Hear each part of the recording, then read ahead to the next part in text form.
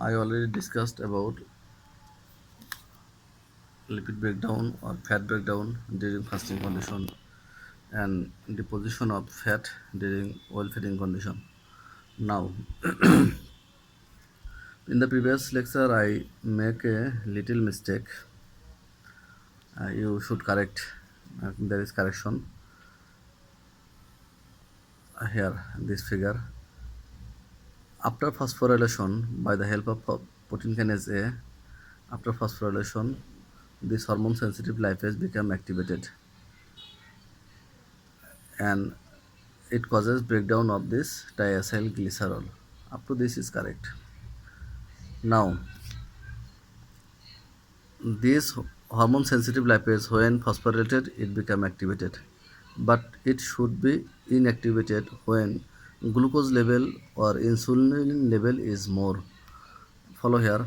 Insulin level is more when glucose level is more in our blood. Insulin causes activation of the phosphatase activity. Insulin causes phosphatase activity stimulation. Insulin bind with the adipose tissue cell surface, adipose tissue or at the surface membrane. Adipose tissue at the surface membrane has one pass receptor. Insulin bind with this one pass receptor and causes stimulation to the phosphatase enzyme.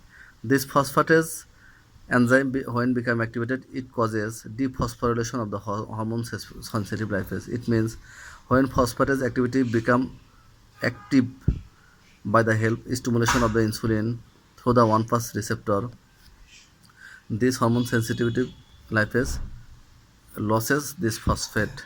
It means dephosphorylation of this hormone sensitive lipase by the phosphorase activity.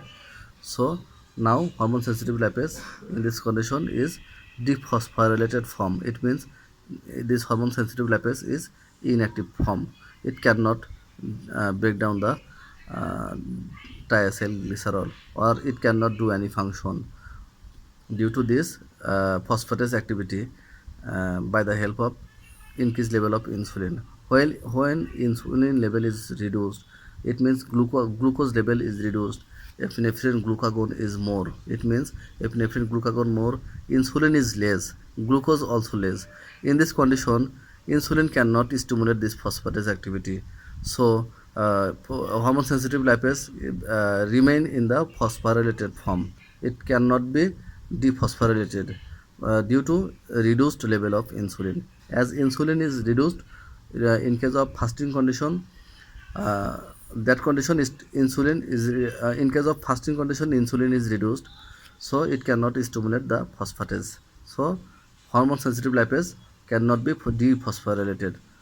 So it hormone sensitive lipase remain phosphorylated. It means it remain active and causing breakdown of the diacyl glycerol and release of fatty acid or acyl group and ultimately release into the blood and ultimately this fatty acid it means I show you here only long chain fatty acid in short chain fatty acid also released from the diacyl glycerol. Here you just know how epinephrine glucagon level causes stimulation of the hormone sensitive lipase, how insulin level causes inhibition of the hormone sensitive lipase. You just uh, uh, uh,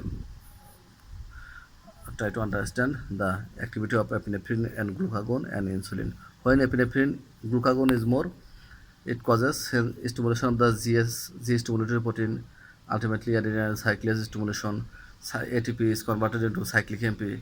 Cyclic MP stimulation causes stimulation of the protein kinase A. This protein kinase A causes phosphorylation of hormone sensitive lipase and it become activated and causes breakdown of the triacylglycerol. When insulin level is more during fasting condition, insulin level is more in oil feeding condition. In this condition, insulin bind with one pass receptor and causes phosphatase activity stimulation. And this phosphatase enzyme causes dephosphorylation or remove the phosphate from the hormone sensitive lipase, ultimately inactivation of the hormone sensitive lipase. This is the inactive form. So it become inactivated. So no breakdown of the glucose. No breakdown of the triacylglycerol in well feeding condition. And when fasting condition, insulin is reduced, it cannot inhibit the hormone sensitive lipase. Rather, epinephrine and glucagon is increased in fasting condition. And in well feeding condition,